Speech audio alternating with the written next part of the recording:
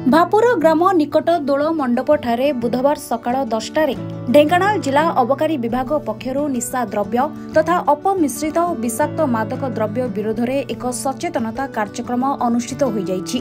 जन सचेतनता उद्देश्य रे पाला माध्यम रे सचेतनता करा जाउछि। प्रथमे जिलापालक कार्यालय ठारू सचेतनता रथ बाहरिथिला, ताहा परठारू अबकारी विभाग पक्षरु एहार जन सचेतनता चलीछि। आसंता 26 जून पर्यंत चलिबो एही सचेतनता। एही कार्यक्रम रे ढेंकानाल जिला अबकारी विभागर अधिकारी और कर्मचारी माने उपस्थित रही सचेतनता करुथबा देखिबाकू मिलिछि। एक्साइज कमिशनर सरकर निर्देश अछि। हमर मे 30 जोटा कि वर्ल्ड नोट टोबैको डे से कैंपेन स्टार्ट होइछि। हमर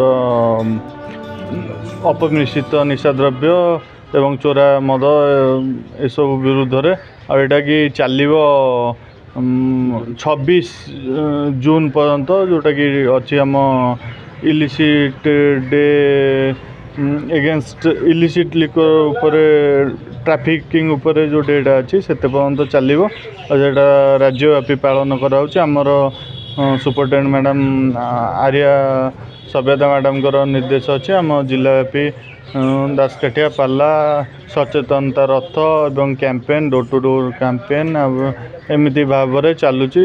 एटा सब माने बंद करने लोक अवेयरनेस करने करा जाउची। अबकारी विभाग सरकार तरफ समस्त अधिकारी माने पहुंची ढेंकानाल जिला प्रतिनिधि निमाई चरण सामल रिपोर्ट ओडिसी खबर।